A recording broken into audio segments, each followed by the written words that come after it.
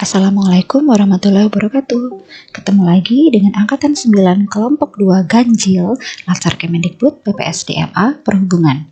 Dalam video kali ini kita akan membahas implementasi berakhlak oleh tokoh Baharudin Yusuf Habibie. Dan ini adalah anggota kelompok kami. B.J. Habibie dilahirkan di Parepare 25 Juni 1936. Beliau adalah anak keempat dari 8 bersaudara pasangan Alwi Abdul Jalil Habibie dan R.A. Tuti Marini Puspawardoyo. Beliau ahli dalam bidang teknik penerbangan, spesialisasi konstruksi pesawat terbang. B.J. Habibie dilantik menjadi Presiden ketiga RI pada tanggal 21 Mei 1998. Meski masa jabatan beliau hanya bertahan 1,5 tahun, namun beliau berhasil menanggulangi kekacauan yang terjadi di negeri ini dengan berbagai kebijakan yang efektif. Nah, seperti yang sudah dijelaskan sebelumnya, B.J. Habibie ketika menjabat menjadi presiden memberi ruang seluas-luasnya bagi HAM dan demokrasi. Berkaitan dengan hak asasi manusia, ada beberapa kebijakan yang berkaitan dengan HAM, yakni kebebasan pers, kebebasan berpendapat di muka umum, dan membebaskan tahanan politik. Dampaknya adalah perkembangan jumlah penerbitan di Indonesia setelah reformasi.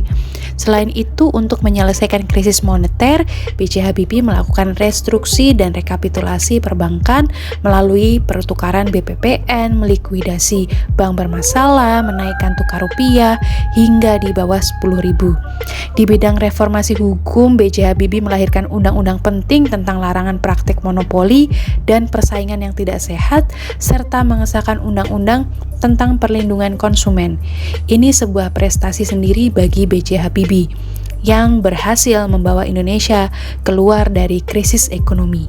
Kejeniusan B.J. Habibie membawa namanya menjadi sosok yang sangat menginspirasi kaum muda Indonesia. B.J. Habibie merupakan bapak teknologi Indonesia karena kegigihannya untuk menuntut ilmu di bidang teknologi hingga ke luar negeri.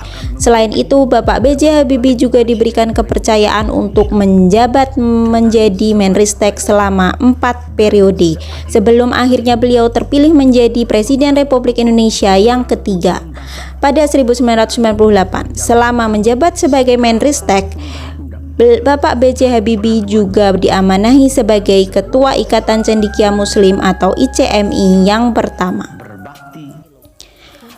B.J. Habibie merupakan sosok yang sangat harmonis. Beliau sangat menghargai adanya perbedaan agama, ras, maupun budaya. Beliau juga tidak memandang perbedaan agama sebagai suatu hambatan dalam membangun relasi. Selain itu, di dalam kepemimpinannya, beliau selalu mengikut sertakan bawahannya dalam setiap pengambilan keputusan, sehingga beliau mampu membangun suasana kerja yang harmonis dan kondusif. Bapak B.J. Habibie dikenal sebagai tokoh yang loyal karena dedikasinya yang tinggi terhadap bangsa Indonesia.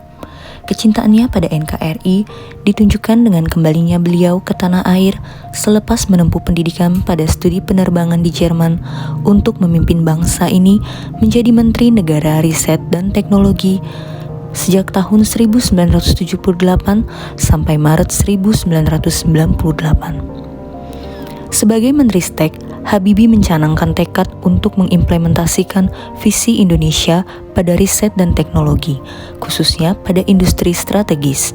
Targetnya agar Indonesia sebagai negara agraris dapat melompat langsung menjadi negara industri dengan penguasaan iptek. Hal ini merupakan implementasi nyata bagi sosok B.J. Habibie untuk menerapkan nilai adaptif, yaitu terus berinovasi dan mengembangkan kreativitas demi kemajuan bangsa. Selanjutnya, nilai-nilai berakhlak yang ada pada tokoh Habibie adalah nilai kolaboratif. Nilai ini bisa kita lihat ketika beliau mampu memimpin dan menggerakkan berbagai pihak sehingga terciptalah pesawat N250 sebagai salah satu karya terbaik anak bangsa. Gagasannya tentang Indonesia harus terhubung satu pulau dengan pulau lainnya. Ia wujudkan dengan industri pesawat terbang yang mampu memproduksi pesawat secara mandiri. N250 ini menjadi salah satu hasil kolaborasi yang beliau lakukan hingga diakui oleh dunia. Nilai-nilai berakhlak yang ada pada tokoh Habibie ini memang sudah sepatutnya menjadi teladan untuk kita dalam berbangsa dan bernegara, mewujudkan Indonesia yang maju dan sejahtera.